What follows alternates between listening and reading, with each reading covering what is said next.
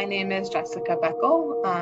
I have been with Emerge for 15 years now, and my current role is our City Court Victim Advocate, where I am stationed at City Court in Judge Millian's Domestic Violence Court. So my role has me checking in with listed victims on domestic violence cases from the beginning of the case all the way up to the end of it.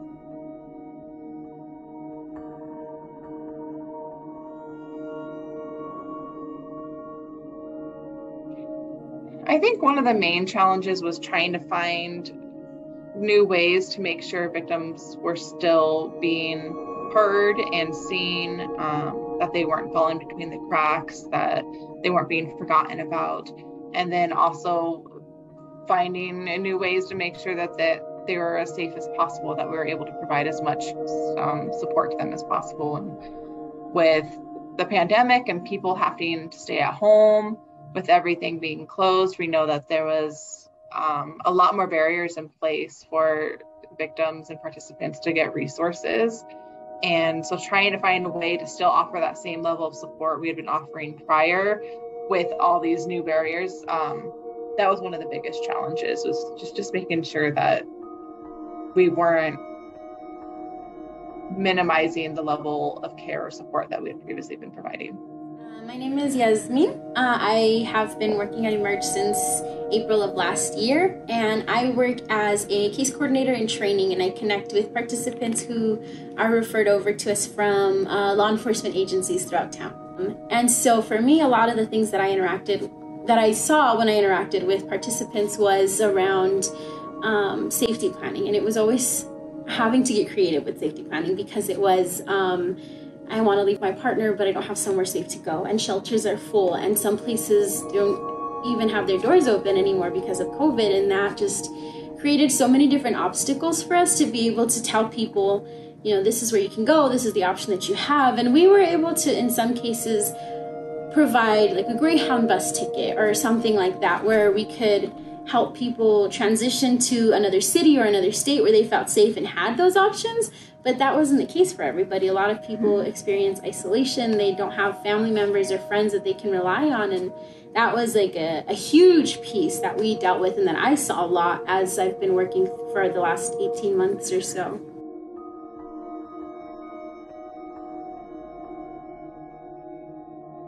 I think because of those other barriers where things were closed down and people didn't have as much access to their support systems or resources in the community, a lot of participants with their families were stuck at home. And that means, you know, children are being exposed to more domestic violence.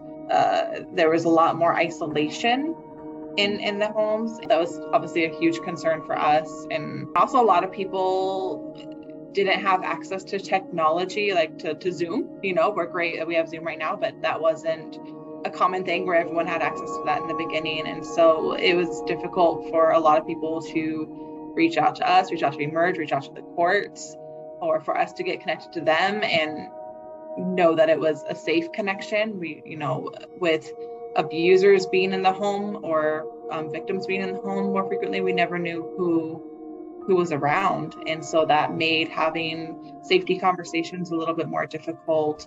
We had to be creative in the way that we were working with people.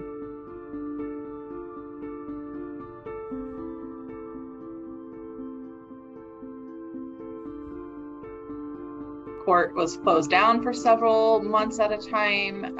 We had to switch from in-person services to telephonic services, which it's a lot harder to read what information someone's able to pick up on in that moment. And again, not knowing their surroundings on who is around or what is around the person as you're talking to them over the phone, and whether it's a safe connection or if they're in a place where they could fully take in what's being said. And so that the court had to adapt as well. They had to get cameras and TVs in the courtrooms. They had to pick and choose what cases they were going to hear, who was going to be let into the courtroom, which means survivors might have to come in alone or with only one support person. Or survivors that previously were used to the advocates being there in person now had to walk in physically by themselves, even though we would still talk to them ahead of time and afterwards. It wasn't the same as us physically being there with them.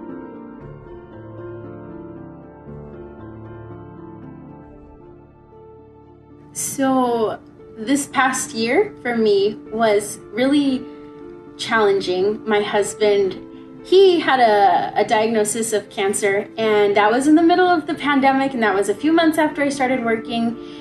And I just could not imagine the support that I would have received from Emerge. And when I told my supervisors and just talked to anybody here in the agency, it was like, we've got you. You know, we are going to take care of you. We're here to do whatever we can.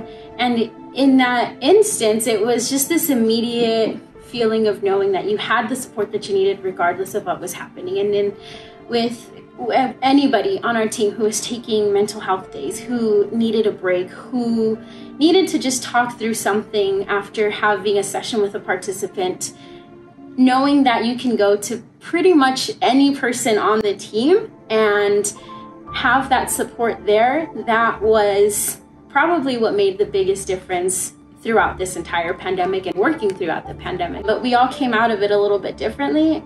And I think that as we worked together as a team, as a community, and agency-wide, we were able to come through it just a little bit stronger than we would have had we had to go through that alone.